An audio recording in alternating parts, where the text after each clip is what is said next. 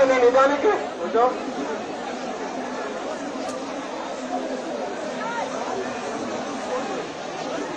ನೋಡ್ರಿ ನಿಮ್ ಪ್ರಾಣಕ್ಕಿಂತ ಮುಖ್ಯ ಅಲ್ಲ ಪ್ಲೇಸ್ ನೋಡಿ.